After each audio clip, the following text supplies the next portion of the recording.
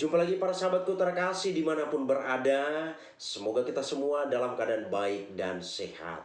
Para sahabatku terkasih, sesi ini saya mau bicara mengenai tradisi gereja. Para sahabatku terkasih, Gereja Katolik memiliki 3 sumber ajaran iman. Dan ini pernah saya bahas beberapa kali dalam video sebelumnya. Gereja Katolik memiliki 3 sumber ajaran iman, yakni tradisi suci, kemudian kitab suci, dan magisterium gereja. Berkat 3 sumber ajaran iman inilah, maka Gereja Katolik itu begitu kokoh, begitu gagah, begitu tangguh berdiri dari zaman ke zaman hingga pada masa kita ini. Jadi kita selaku umat beriman Katolik, kita patut berbangga bahwa kita memiliki 3 sumber ajaran iman, dan ini saling menyokong satu dengan yang lain. Nah, sesi ini saya mau soroti kaum denominasi. Kenapa saya soroti kaum denominasi? Mereka selalu mempersoalkan tradisi yang dihidupi oleh Gereja Katolik. Mereka mengatakan bahwa tradisi itu urusan dengan manusia, atau berurusan di sana adalah manusia dengan manusia. Jadi itu tidak penting bagi kehidupan kita, apalagi itu menjadi sumber iman kita. Tapi kenyataannya, tanpa mereka sadari, mereka telah menghidupinya. Inilah yang mau saya soroti pada sesi ini. Nah, para saudara, para sahabatku terkasih dimanapun berada, maka mari kita lihat ulasan tentang tradisi ini. Nah, kita pertama melihat tradisi dari sudut pandang kehidupan kita sehari-hari, atau tradisi dalam kehidupan kita sehari-hari. Menurut Kamus Besar Bahasa Indonesia, tradisi adalah segala sesuatu seperti adat, kemudian kebiasaan, kepercayaan, dan lain sebagainya yang diwariskan secara turun-temurun. Maka kita lihat di tiap daerah atau di masing-masing daerah itu memiliki adat istiadat yang berbeda-beda. Dan adat istiadat itu merupakan warisan nenek moyang, warisan leluhur yang diturunkan dari generasi yang satu ke generasi yang lain. Maka di setiap daerah sekali lagi memiliki adat istiadat tersendiri. Jadi itu merupakan salah satu contoh tradisi dalam kehidupan kita sehari-hari. Hal berikut misalnya menyangkut kebiasaan-kebiasaan. Ini juga setiap daerah memiliki kebiasaan yang berbeda-beda. Dan kebiasaan-kebiasaan ini adalah sesuatu yang diwariskan. Demikian juga halnya dengan kepercayaan. Apalagi sebelum agama itu masuk ke daerah itu. Di sana ada kepercayaan tradisional orang atau masyarakat di tempat itu tentang sesuatu hal. Bahkan sudah masuk pun agama, kepercayaan itu masih tetap hidup di tengah-tengah masyarakat. Inilah hal-hal yang berhubungan dengan tradisi dalam kehidupan kita sehari-hari. Nah, yang berikut kita lihat soal tradisi gereja. Apa itu tradisi gereja atau apa itu tradisi suci? Tradisi suci atau tradisi gereja adalah kesaksian tentang tindakan penyelamatan Allah yang diwariskan secara turun-temurun. Jadi kesaksian tentang tindakan penyelamatan Allah yang diwariskan secara turun-temurun atau secara estafet. Mulai dari zaman dulu, kemudian sampailah di zaman kita ini. Sudah berapa generasi ajaran itu diwariskan, diestafetkan secara turun-temurun. Nah, para sahabatku terkasih, kita ketahui bersama dan harus kita akui bahwa pewartaan Yesus itu disampaikan secara lisan. Ini harus kita pegang baik-baik. Yesus pada waktu itu tidak mengajar dari kitab suci, tetapi Yesus mengajar kita itu secara lisan. Apa yang dikatakan, apa yang diajarkan Yesus itu adalah secara lisan. Demikian juga perbuatan-perbuatannya itu terjadi secara lisan, terjadi secara tidak tertulis pada zaman itu. Nah, ini sekali lagi harus kita sadari, kita pegang baik-baik bahwa pada saat Yesus mengajar, Yesus melakukan mujizat dan lain sebagainya itu, pada saat itu semua terjadi secara lisan. Tidak ada buku, tidak ada kitab suci pada saat itu. Nah, selanjutnya para pengikutnya itu setelah menerima pengajaran-pengajaran dan perbuatan-perbuatan yang dilakukan oleh Yesus, para pengikutnya itu duluan menghidupi apa yang dikatakan dan dikerjakan oleh Yesus. Ini harus kita pahami lagi para sahabatku terkasih. Jadi Yesus mengajar itu semua secara lisan. Kemudian para murid yang menerima, orang-orang yang menerima pewartaan apa yang dikerjakan oleh Yesus pada saat itu, mereka menerima, kemudian mereka menghidupi itu dalam kehidupan sehari-hari. Jadi pada saat itu belum ada yang namanya Alkitab. Ini harus kita pahami dengan baik. Jadi apa yang dikatakan Yesus, apa yang diajarkan oleh Yesus diteruskan oleh para murid dalam kehidupan mereka sehari-hari. Maka yang duluan ada adalah tradisi suci dan bukan kitab suci. Ini harus kita pegang baik-baik. Yang duluan ada adalah tradisi suci.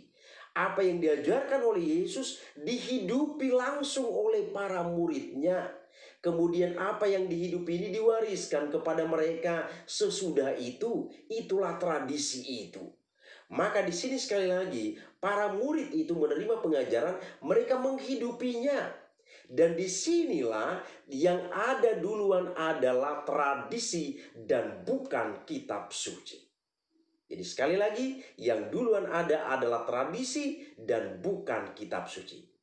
Maka atau untuk itulah tradisi di dalam gereja Katolik itu memiliki peran yang begitu istimewa atau begitu penting.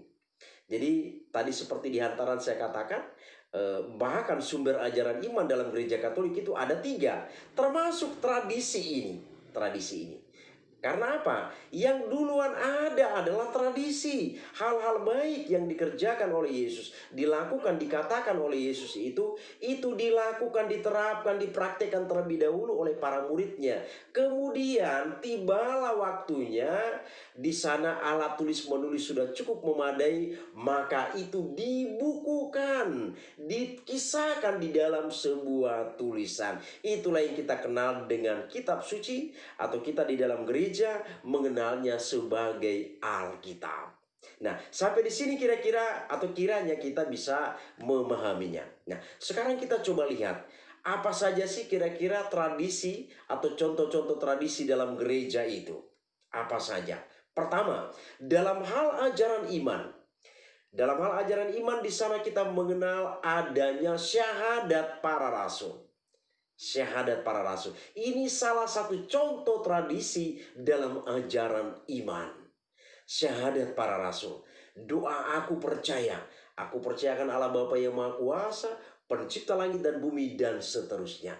Ini adalah ajaran iman para rasul atau pengakuan iman para rasul. Dan itulah yang kita wariskan atau diwariskan kepada kita hingga saat kita ini. Nah, itu yang pertama. Yang kedua, dalam hal perayaan-perayaan iman, kita lihat ada Advent, kemudian ada Natal, kemudian ada Prapaskah, kemudian ada Paskah, lalu ada juga perayaan Minggu Biasa atau perayaan hari Minggu yang setiap hari Minggu kita rayakan itu.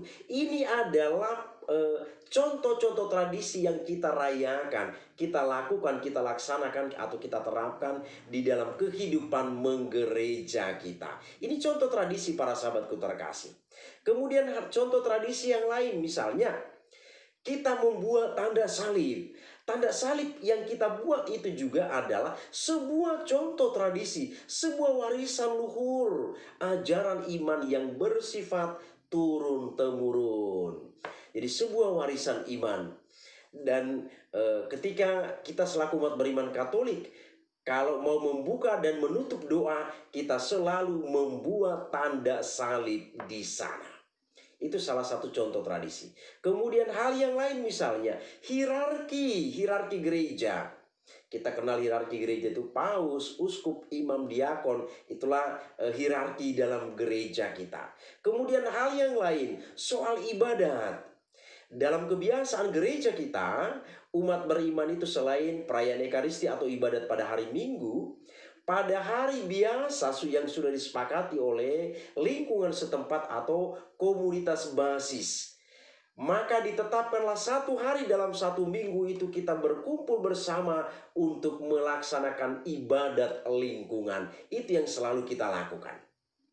Kemudian hal yang lain, contoh tradisi yang lain adalah berdoa rosario. Berdoa rosario ini adalah salah satu bentuk devosi yang paling familiar dalam kehidupan umat beriman Katolik.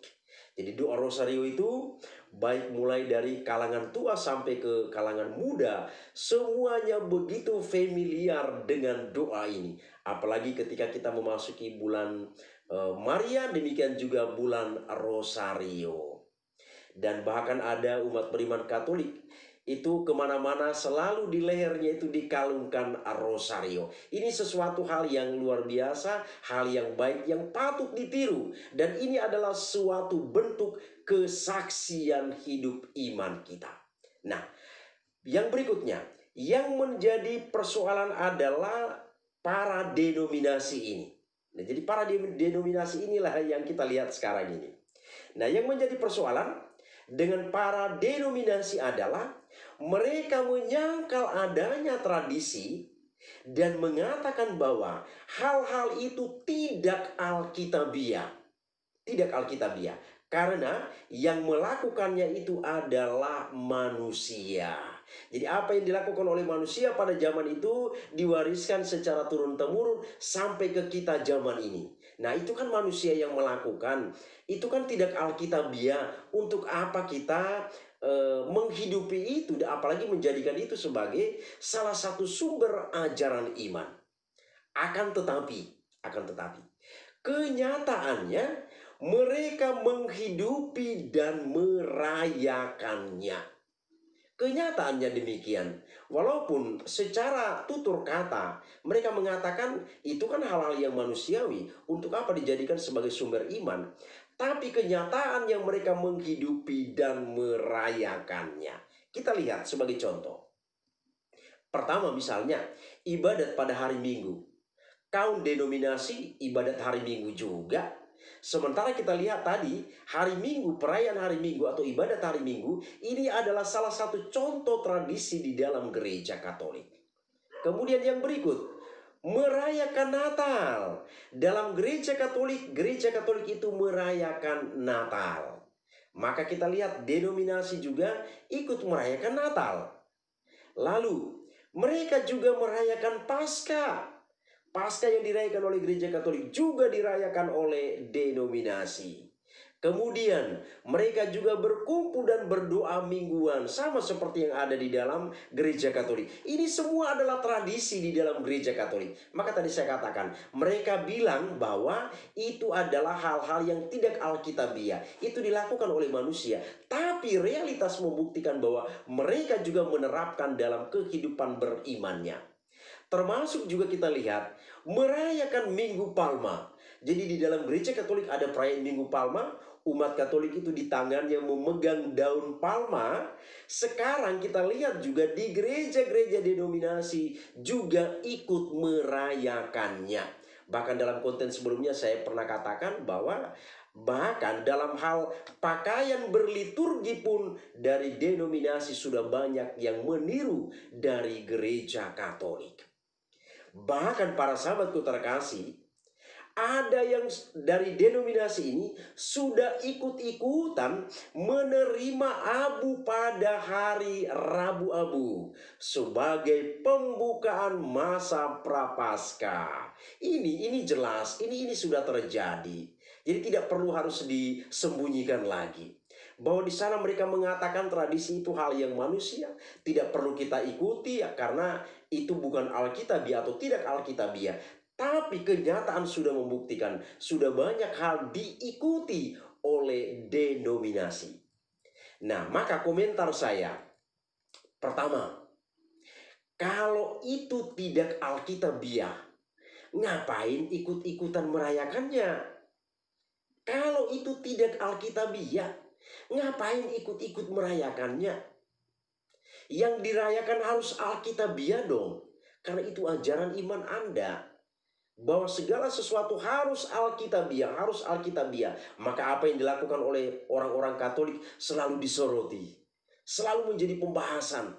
Akhirnya bukan hanya pembahasan biasa, tetapi sampai pada mengejek, menghina apa yang diimani oleh gereja Katolik. Tapi kenyataan Anda juga merayakan atau mengimani itu. Maka sebenarnya kata dan perbuatan yang Anda lakukan itu tidak sinkron, tidak sejalan. Nah, dan sebagai contoh, karena ikut-ikutan itulah, maka dalam tradisi gereja, Natal yang dirayakan setiap tanggal 25 Desember, mereka merayakannya di tanggal berapapun di dalam bulan Desember itu. Kita lihat itu. Karena ikut-ikutan itu, maka Natal pun bebas dirayakan tanggal berapapun di dalam bulan Desember itu. Itu adalah salah satu konsekuensi dari ikut-ikutan. Nah, bahkan tanggal 1 Desember pun mereka sudah merayakan Natal.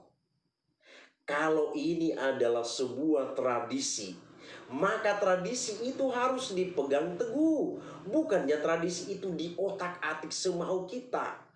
Sama seperti tadi saya katakan, bahwa di setiap daerah itu ada tradisi, ada kebiasaan. Tradisi, adat, kebiasaan, kepercayaan yang ada di setiap daerah itu tidak mungkin diotak-atik begitu saja oleh masyarakat. Tidak akan mungkin itu. Kalau itu merupakan sebuah tradisi, maka turun-temurunnya pun orang akan merayakan. Orang akan mengikuti nilai yang sudah dirayakan atau diwariskan itu. Maka di sini, bro, tradisi itu punya nilai, punya maksud, dan bukan asal hantam begitu saja. Natal ditetapkan dirayakan pada tanggal 25 Desember, ini sebuah tradisi. Jadi bukan berarti dengan suka-sukanya kita, dengan serta-mertanya kita boleh merayakan Natal di tanggal berapapun. Ini sudah melanggar tradisi namanya, ini sudah melanggar tradisi. Jadi sekali lagi ini kembali ke tadi itu, karena ikut-ikutan mengikuti merayakan tradisi yang dirayakan oleh gereja Katolik, akhirnya seperti itulah kira-kira yang terjadi. Yang sebelumnya tradisi itu ditolak, tapi apa yang terjadi tanpa disadari, tradisi itu sendiri sudah dihidupi dan dirayakannya. Para sahabatku terkasih, umat beriman Katolik dimanapun berada, iman gereja Katolik itu sungguh luar biasa. Sungguh luar biasa. Saya secara pribadi begitu bangga, begitu bersyukur bahwa saya dilahirkan kemudian dibaptis dalam gereja Katolik. Dengan sumber ajaran iman yang begitu luar biasa, kokoh dan tangguh. Bahkan saya pernah katakan dalam video-video sebelumnya, iman gereja Katolik itu begitu berada di dalam satu kesatuan. Mulai dari Vatikan sampai ke seluruh penjuru dunia, ajarannya tetap satu dan sama. Ajarannya tidak akan terpecah-pecah, tidak akan terbagi-bagi, atau tidak akan terpisah-pisahkan satu dengan yang lain. Karena kita berada di dalam struktur ajaran iman yang sama. Maka tradisi yang ada di dalam gereja Katolik itu, orang Katolik sendiri tidak pernah serta-merta atau tidak pernah suka-sukanya dalam merayakannya. Semoga bermanfaat bagi kita. Terima kasih, Tuhan memberkati.